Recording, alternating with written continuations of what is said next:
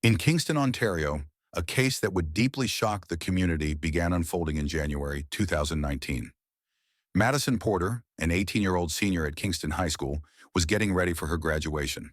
She lived with her mother, Diane Porter, 42, in a modest apartment in Kingston's North End. Diane, a single mother who had been sober for 8 years after battling a heroin addiction, worked as a waitress at a local family diner, often taking extra shifts to support Madison.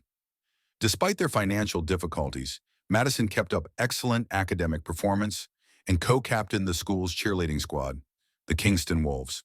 The school's hockey team, a dominant force in the Ontario Secondary School Athletics Association, included star players like Travis Collins, son of real estate mogul Robert Collins, Connor Riley, whose father James Riley was on the city council, Jason Bell, whose parents were Russian immigrants Mitri and Elena Belov, Mark Sutter, whose mother, Christine, was a well-known local judge, and Tyler Kent, from a middle-class Korean heritage family. On February 15, 2019, after the Wolves triumphed over their long-standing rivals with a 5-2 win in the regional championships, they celebrated at the Collins family's waterfront estate. Around 200 students attended the event, which began at 8 p.m. Just before midnight, surveillance footage captured Madison following Travis Collins and Connor Riley to the pool house on the property. The remaining team members, Bell, Sutter, and Kent, joined them shortly after. According to later police reports, the players spiked Madison's drink with Rohypnol between midnight and 1 a.m. The 5 players then sexually assaulted Madison and filmed the attack on Travis Collins' smartphone. By February 18, 2019, the video had spread through various social media platforms and private messaging apps among Kingston High School students. Security footage from the school showed Madison being harassed in hallways, with several students making explicit references to the video. The Collins, Riley, and Sutter families held significant power in Kingston. Robert Collins had made large contributions to political campaigns, including the current mayor's election fund. James Riley's role on the city council gave him considerable influence over local law enforcement, and Christine Sutter, a judge, held power over the judicial system. Traumatized by the assault and subsequent harassment, Madison stayed silent throughout February and early March 2019. Her school attendance dropped sharply, and her academic performance suffered. A report by school counselor Sarah Martinez, dated March 1, 2019, noted Madison's behavioral changes, but no immediate action was taken. In the weeks after the assault, the 5 hockey players maintained their celebrity status, continuing to play in games and receiving community praise. Their behavior became increasingly reckless, fueled by their belief that their family's power made them invincible. By late March 2019, Madison's physical and mental health had significantly declined. Medical records from Kingston General Hospital showed rapid weight loss, chronic insomnia, and severe anxiety. School attendance records indicated she missed 17 days of classes in March. The once active cheerleader had become withdrawn, rarely leaving her home except for school. On April 2, 2019, during a particularly tough evening, Madison confided in her mother, Diane, revealing the details of the February 15th assault, including the drugging of her drink and the viral video. Medical reports from that time indicated Madison was showing symptoms of post-traumatic stress disorder, including flashbacks, severe anxiety, and depression. Diane Porter, who had noticed her daughter's decline but didn't understand the cause, urged Madison to file a police report. However, Madison refused, fearing retaliation from the powerful Collins and Sutter families. Text messages recovered from Madison's phone later revealed her concern that any attempt at justice would bring harm to her and her mother. In the midst of this turmoil, Diane Porter underwent routine medical testing on April 10, 2019. The results revealed that she was HIV positive, having contracted the virus 18 years earlier from a sexual assault before Madison was born. Further investigation into medical records showed that HIV testing had not been done during Diane's pregnancy. On April 15, 2019, Madison underwent HIV testing at the same hospital. Results on April 18 confirmed that she too was HIV positive, having contracted the virus through vertical transmission during pregnancy. Hospital records noted Madison's severe emotional distress after receiving the diagnosis, requiring sedation and temporary psychiatric observation. The compounded trauma from the assault, harassment, and HIV diagnosis led to significant changes in Madison's behavior. School security footage from late April showed her leaving anonymous notes in the hockey players' lockers, and custodians reported finding threatening messages written on locker room walls, though they were quickly erased. Several teachers observed Madison making pointed comments during class about sexually transmitted diseases and assault. The situation reached a tipping point on May 1, 2019, during a school-wide assembly focused on bullying and student mental health.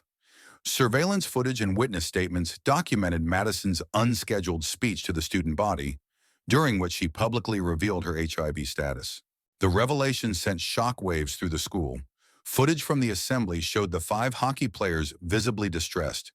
Travis Collins was seen attempting to leave the auditorium, but was stopped by a teacher, while Connor Riley and Jason Bell exchanged urgent text messages, later deleted but partially recovered by police. Mark Sutter and Tyler Kent remained frozen in their seats, their faces displaying shock and fear. The day after the assembly, May 2, 2019, Kingston High School reported an unprecedented level of absenteeism. Emergency meetings were held between school administrators, the Board of Education, and the hockey players' families. But no official action was taken regarding Madison's allegations or the players' involvement in the assault. In the days following Madison's public disclosure, tensions within the Kingston hockey community escalated to a breaking point. On May 5, 2019, Travis Collins, the captain of the Kingston Wolves, initiated a plan. Cell phone records showed Collins sent a text message to Madison at 9:47 p.m., apologizing for the past actions and requesting a private meeting to make amends. The message, later recovered by the Ontario Provincial Police, read, "Madison, what we did was wrong. I can't sleep or eat. I need to make this right. Meet me at Memorial Center tomorrow night at 10. I just want to talk and apologize. Come alone." The Kingston Memorial Center, built in 1950, had been the home rink for the Wolves.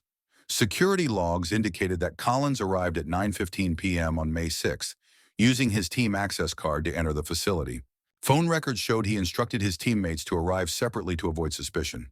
By 9:45 p.m., all 5 players, Collins, Riley, Bell, Sutter, and Kent, were present, wearing their team uniforms. Madison arrived at 10:02 p.m., as captured by external security cameras. She had texted her mother at 9:58 p.m., saying she was meeting someone and would return soon. This was her last communication. Once inside the arena, Madison encountered all 5 players on the ice. Security footage showed her attempting to leave immediately, but Connor Riley and Mark Sutter had positioned themselves to block the main exit. The emergency exits had been secured with hockey sticks through the push bars, a detail that would later prove to be crucial. The investigation that followed was partially recorded by the arena's security system between 10:05 p.m. and 10:27 p.m. During this time, the 5 players, armed with their hockey sticks, surrounded and attacked Madison in the center ice area. Collins had deliberately chosen this location for its distance from the building's outer walls, hoping it would muffle any sounds. Medical examiner reports later confirmed that Madison suffered multiple blunt force traumas, with the fatal blow delivered by Travis Collins' composite hockey stick causing severe head trauma. The time of death was estimated at 10:29 p.m. Afterwards, security footage showed the players conducting a meticulous cleanup operation between 10:35 p.m. and 11:15 p.m. They used the arena's maintenance equipment to clean the ice and moved Madison's body to the industrial freezer typically used for storing ice-making equipment and other supplies. The players disposed of their bloody sticks and other evidence in various dumpsters around Kingston's downtown area, a move that was later confirmed through city waste management records. They deliberately chose bins that were scheduled for immediate collection the next morning, demonstrating premeditation in their attempt to hide evidence. By 11:42 p.m., the 5 gathered in the locker room. Though no audio was available, security footage showed Collins addressing the group, followed by what appeared to be a collective vow of silence. They left the arena separately between 11:45 p.m. and midnight, using different exits. The next morning, May 7, 2019, each player attended school as usual, and their attendance records showed they were present in all of their classes. Travis Collins even participated in a student council meeting during lunch, where he suggested increasing security measures for school events, a move that investigators later saw as evidence of his calculated nature. That evening, all 5 players attended hockey practice, continuing their usual routines. The coach reported no unusual behavior, describing the practice as typically intense. Meanwhile, Diane Porter was becoming increasingly concerned about her daughter's absence, though she did not file a missing persons report for several days, a delay that would later haunt her. On May 11, 2019, 5 days after Madison's disappearance, Diane filed the report with Kingston Police. The report, filed at 3:45 p.m., documented Madison's last known location and her final text message. Detective Marcus Grayson, a 15-year veteran of the Major Crimes Unit, was assigned to the case. The initial investigation faced significant hurdles as the Collins family's lawyer had already advised the players and their families to limit their cooperation with law enforcement. Nonetheless, Detective Grayson conducted preliminary interviews with each player. In these sessions, all 5 denied having recent contact with Madison, but their nervous behavior and inconsistent stories raised suspicions. The Kingston Police launched a citywide search, and the community responded quickly, with hundreds of volunteers joining the effort. Search teams focused on waterfront areas and wooded regions around the city, while local media, including CBC Ontario and the Kingston Whig Standard, kept Madison's case in the public eye. On May 21, 2019, around 8:30 a.m., arena maintenance worker Thomas Morrison conducted a routine check of the Memorial Center's industrial freezer. He found Madison's body behind several large equipment containers. The Ontario Provincial Police's Forensic Identification Unit was immediately called to process the scene. The discovery sent shockwaves through Kingston, and the Memorial Center, a well-known venue for hockey games and community events, was transformed into a crime scene, with yellow police tape cordoning off the building while forensic teams worked inside.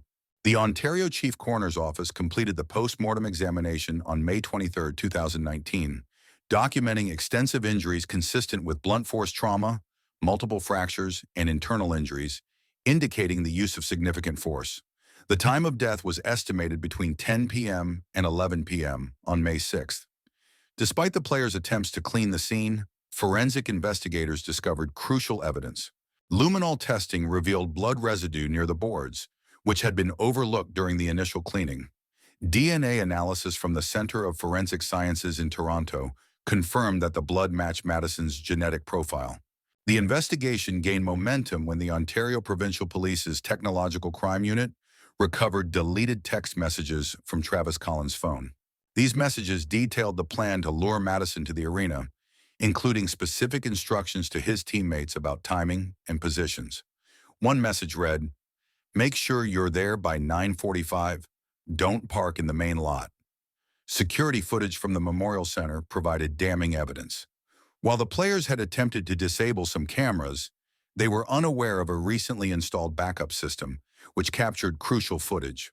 The footage clearly showed all 5 players entering the arena at different times, Madison's arrival, and their later departures.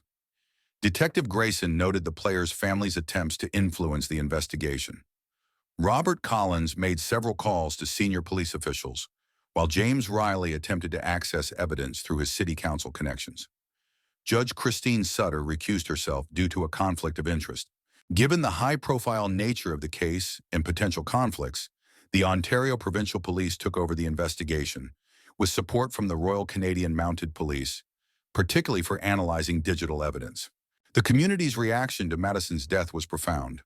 Hundreds gathered for a candlelight vigil outside the Memorial Center, and Kingston High School suspended all hockey activities indefinitely. The Ontario Secondary School Athletics Association launched an internal investigation into the culture of privileged athletics in school sports. As the evidence mounted, the 5 players' united front began to crumble. Their social media accounts went silent, and they stopped attending school, with their families citing emotional distress. Local sports journalists, who had once celebrated their achievements, now questioned the culture that had protected them for so long. By early June 2019, the Ontario Provincial Police had set up an incident room dedicated to the case. To advance the investigation into Madison Porter's murder, Detective Marcus Grayson, working alongside Crown prosecutors, implemented a tactical approach to break the suspect's collective silence. Between June 3rd and June 7th, investigators conducted separate interviews with each player at the Kingston Police Headquarters. The transcripts revealed growing inconsistencies in their statements. Travis Collins claimed he had been home studying on the night of May 6th, while Connor Riley stated he had been at a family dinner. Mark Sutter and Jason Bell gave conflicting accounts of a group study session. However, Tyler Kent displayed clear signs of emotional distress during questioning. On June 8th, during his third interview, Kent broke down and, with his court-appointed lawyer present, provided a comprehensive 7-hour statement. His confession detailed the premeditated nature of the attack, highlighting Travis Collins' leadership in planning Madison's murder. Kent's statement described how the group meticulously prepared the arena, including disabling security cameras and blocking emergency exits. While admitting to helping clean the ice and dispose of evidence, Kent insisted he had not directly participated in the fatal assault. Following Kent's confession, the Ontario Provincial Police executed search warrants at the residences of all 5 players. At the Collins home, investigators found Travis's hockey stick hidden in their boathouse. Forensic analysis by the Center of Forensic Sciences revealed traces of Madison's DNA on the stick's shaft. The players' families mounted aggressive legal defenses, with Robert Collins hiring a prominent Toronto criminal defense firm and James Riley using political connections to attempt to move the trial venue. Judge Sutter's husband made several calls to senior judicial officials, as noted in phone records. Public pressure intensified as Kent's confession was made public. The Kingston Whig Standard published a detailed exposé on the family's history of interfering in local justice, and CBC News aired an investigative report on the culture of privileged athletes and sexual assault in Canadian junior hockey. Crown prosecutors, led by senior attorney Margaret Davidson, built their case carefully, presenting a wide array of evidence, including Kent's recorded confession, surveillance footage from multiple arena cameras, DNA evidence from the recovered hockey stick, cell phone records showing the players' coordinated plan, Madison's medical records, and forensic analysis of blood patterns on the arena ice. The Royal Canadian Mounted Police's Behavioral Analysis Unit also provided an in-depth psychological assessment of the group dynamics, demonstrating how team hierarchy and privilege contributed to the escalation of violence. Local hockey organizations came under intense scrutiny. The Ontario Hockey Association launched an independent review of player conduct policies, and Kingston Minor Hockey Association suspended several board members who had previously ignored complaints about the players' behavior. By late June, the case attracted international attention. The Globe and Mail ran a series examining toxic masculinity in Canadian hockey culture, and the New York Times published a feature on privilege and justice in small-town Canada. The breakthrough in the case led to significant changes in Kingston's community leadership. 3 city council members resigned after attempts to influence the investigation, and the school board superintendent stepped down after revelations about ignored warning signs. As prosecutors prepared for trial, Detective Grayson worked to secure additional witnesses. Former teammates, school staff, and students came forward with accounts of previous incidents involving the accused players, establishing a pattern of privileged behavior and abuse. The trial of the Kingston Five, as the players became known, began on September 15, 2019, at the Superior Court of Justice in Kingston. The proceedings, overseen by Justice William O'Brien, attracted unprecedented media coverage. CBC News provided daily updates, and journalists from across Canada filled the courtroom. Senior Crown Attorney Margaret Davidson opened the prosecution's case with a systematic presentation of evidence. Over the course of 6 weeks, the Crown called 47 witnesses. Diane Porter's testimony spanned 2 days, describing Madison's transformation from a vibrant student to a withdrawn victim of relentless harassment. Detective Grayson presented the investigation's findings, which included comprehensive forensic evidence and surveillance footage. The defense team, led by prominent Toronto attorney Michael Richardson, attempted to portray the death as an unplanned confrontation, emphasizing the defendant's academic achievements, community involvement, and clean criminal records. Character witnesses, including hockey coaches and teachers, spoke about the players' previously unblemished reputations. Tyler Kent's testimony proved crucial. Speaking quietly but clearly, he detailed the events leading up to Madison's death. His account of the group's premeditation and their subsequent cover-up efforts contradicted the defense's narrative of an impulsive act. Forensic experts from the Center of Forensic Sciences analyzed blood patterns found at the Memorial Center, and digital evidence specialists demonstrated how the players had coordinated their actions through encrypted messages. The medical examiner testified about the brutal nature of the assault, describing multiple traumatic injuries. On November 8, 2019, after 7 days of deliberation, The jury returned their verdicts. The courtroom fell silent as Justice O'Brien read the decisions. Travis Collins was found guilty of first-degree murder and received a mandatory life sentence with no possibility of parole for 25 years. Connor Riley and Jason Bell were convicted of second-degree murder and sentenced to life in prison with no parole eligibility for 20 years.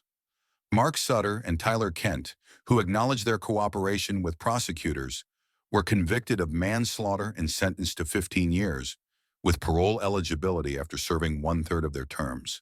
The impact on Kingston was profound. Kingston High School permanently disbanded its hockey program, and the Memorial Center underwent extensive renovations, removing all traces of the Kingston Wolves' legacy. Local sports organizations implemented mandatory consent and anti-violence training. Diane Porter established the Madison Porter Foundation, advocating for sexual assault survivors and HIV awareness. The foundation worked with Canadian hockey leagues to develop comprehensive policies addressing athlete behavior and accountability. The case sparked national debates about privilege in Canadian sports culture, and Parliament members cited it when proposing stronger legislation against sexual assault. The Canadian Hockey League revised its player conduct policies, implementing stricter oversight and mandatory reporting requirements. The Ontario Secondary School Athletics Association introduced new guidelines for student-athlete behavior. Schools across Canada began re-evaluating their approaches to student athletics and privilege. 1 year after the verdicts, Kingston erected a memorial garden outside the courthouse, featuring a plaque with Madison's photograph and words from her final school speech. This served as a permanent reminder of the consequences of unchecked privilege and the importance of speaking truth to power. The 5 convicted players were transferred to various federal institutions across Ontario. Appeals filed by Travis Collins and Connor Riley were rejected by the Ontario Court of Appeal in early 2020, affirming the original verdicts and sentences. Diane Porter continued her advocacy work, speaking at schools and sports organizations across Canada. Her message emphasized the importance of believing survivors and challenging systems that protect abusers. The Madison Porter Foundation established a scholarship program for survivors of sexual assault pursuing higher education. The case became required study material in Canadian law schools, examining how wealth and privilege influence criminal justice outcomes. Documentaries and books followed, analyzing how a small city's hockey culture enabled such tragic consequences. Madison Porter's story became a watershed moment in Canadian sports culture, challenging long-held assumptions about athlete privilege and institutional responsibility. Her tragic death catalyzed significant reforms in how Canadian society addresses issues of power, privilege, and justice.